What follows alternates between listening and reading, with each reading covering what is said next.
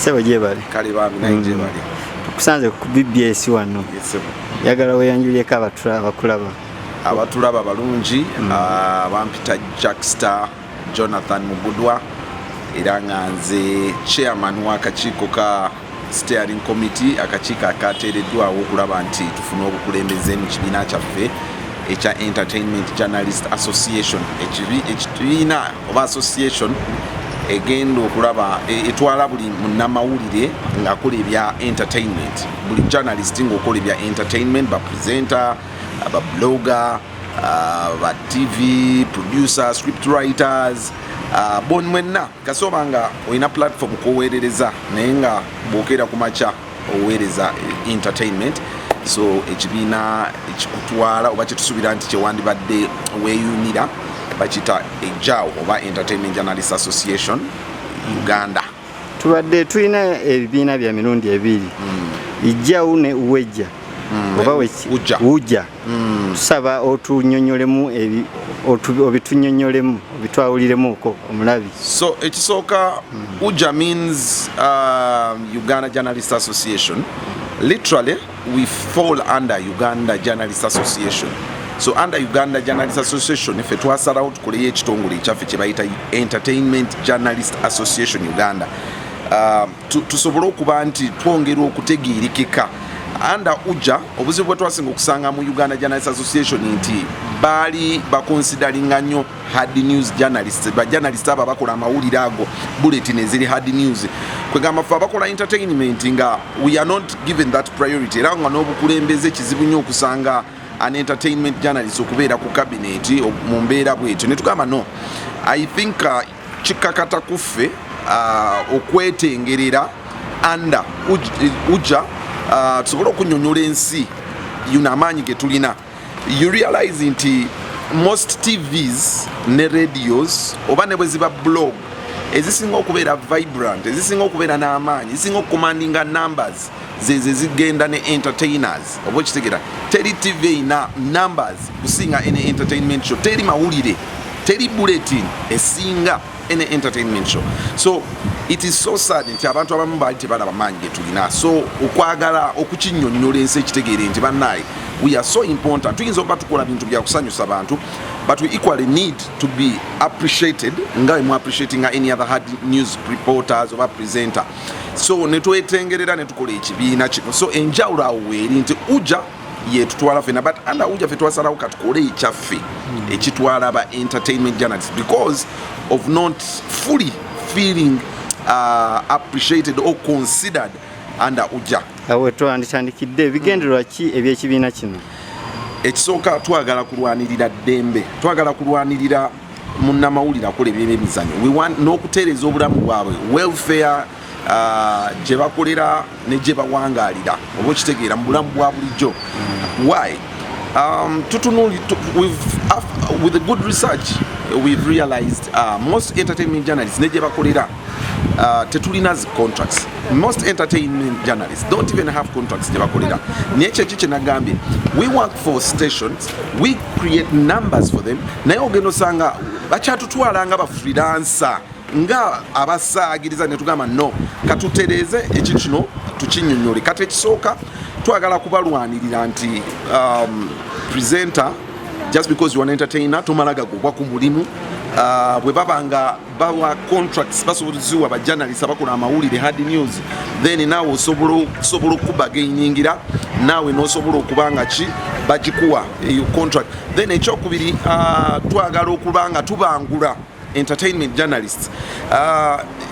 Aba journalists abakola ebya entertainment ebiseera ebisinga ebintu bino tetubisoma nno.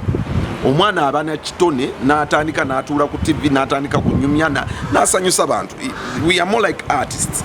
Naye kintu we want them to go professional, and we felt if we have an association evunanyizibwa kwekyo abaana bano gwe tudiscoveringa nti ayina ekitone naye ali ku TV naye nga teyasoma oluusi ekyamulemesa okusoma teyalina ssente naye nga talenti mweri. What can Ejau do? Omwana oyo abangukeko bw'aba asobola okukola ekyo ekirungi nga tasomye nako yadde olwo singa tukolayo zi workshops n'ayongera okubanguka. We want to create workshops singa because tulina enteekateeka proposing oba erobinga ku zi institutions umutaaka tubagambe can you create us a package eya presenter ali kumpewa kikubye naye ng'osobola okumuwaayo ka short course package actually as an offer omwana ono abanguke bwebanga school fees ezamulemera okweyongerayo tuba inspiring bongereko kubanga ate banayongerako bajja beera even better. So byebimu ku ebyo twagala okusaka n'okubasakira welfare akasente. Let me tell you tewali muntu asobola kusaka mu institutions ezenjawulo ng'oli bwa namunigina. It is better nga tuli ffenna entertainment journalists tulina amaanyi mangi nnyo naye tubadde tulemeddwa okugakozesa. So no, I think ekaseera if we come together tujja kwesakira. Yeah, I hear people saying tukiteeseteese genda wa General Salim Saleh.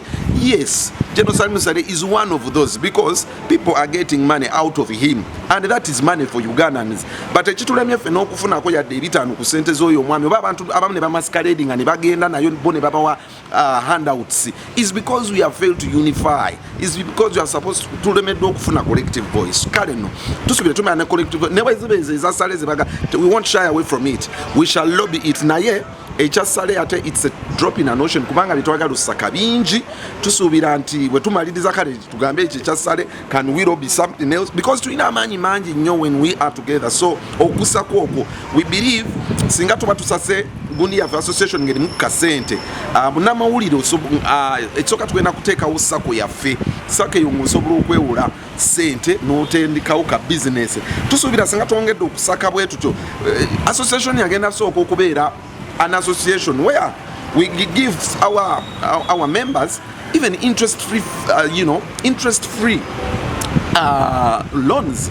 Nga some of these monies zetusaka can be established somewhere and is creating those profits. Category member nosobola okubanga you can get that loan and you better yourself. Okitegera tuli ku TV for over 20 years 10 years now naye mubyaddala onoonya ne ogenda akuwole miliyoni 3 ebyaddala kumanya ge tuyinanga we don't have. So if people don't appreciate that of us then let's katukibategeeze ku mpaka nga tuli mu kibiina kyaffe. Let's unify because we tubeera wamu the voice ebeera so loud that everyone will hear it. Tumekinza abayimbi bapromota bangi nnyo batuyiseemu ne bagenda ne basagula bye basagudde. What about us? Watch tetuwetereza once and for all and we begin lobbying for us tutereze obulamu bwaffe. Ekisooka njagala nzijukize bannayuganda nti nga 31 tulonda obukulembeze officially era nkubiriza buli entertainment journalist bw'oba oyagala kubeera mukulembeze mu kibiina kino Entertainment Journalist Association ekisookerako qualification esooka register yourself. Register and be a member of Ejau Entertainment Journalist Association. How do you register? Kasitobanga ekisooka oli entertainer oba entertainment journalist anywhere your qualification yesooka. Kakati eyokubiri you fill up forms then onosasulayo n'emitwalo 2 membership fee okuli ID yo. Bw'oba oyagala these forms noonya again weereza message ku Ija Uganda 2020 @gmail.com. Ija Uganda 2020 @gmail.com. Then bw'oweereza message tulina administrator on that email 24/7 nga bw'oweereza akuddamu straight away bw'omusaba forms n'ozifiiringa then n'ozireturninga. Bw'omala ozifiiringa you can scan them and you return them. N'obeera member then bajja kuwa criteria y'okusasula membership fee ey'emitwalo 2 on which oba ofunirako ID yo that makes you a legit member of Ejau. So mu mbeera eyo tulina ne ndoza kyekyo ekisinga obukulu how you can because tulina Facebook page yaffe bagita Entertainment Journalist Association Uganda. Entertainment Journalist Association Uganda. You can still send us a message mu bwangu naddala mu abali ewala mu bitundu ebyawala.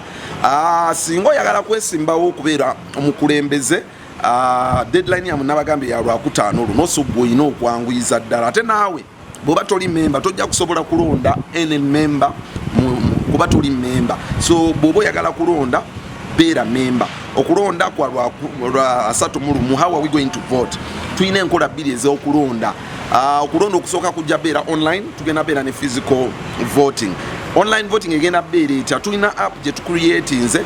App eno egenda kubeerako ebifaananyi by'aba candidate abeesimye buli post. For example, nga bw'ogigula bw'oteekuleetera aba candidate mu president n'obalaba nti be bano aba president n'otikinga gw'otikinga n'okirira wansi n'onoonya aba vice president n'otikinga n'ogenda ku ba general secretary n'otikinga. Kati mu kumaliriza wano erena bw'obanga waregistarinze nga you are a member bakuwa ID number yo era nga yegenda nobeera ku ID card yo, identity card yo.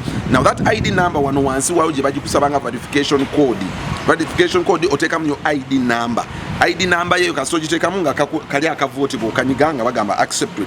Bw'obanga toli to subscribinga ne bw'onaateekamu namba ki tebajja gikkiriza kubanga database waba ali mu system. So now kenyini avoting zikasaba ko accepting no voting echenjawulo ekiriwo nti that number expires there and then.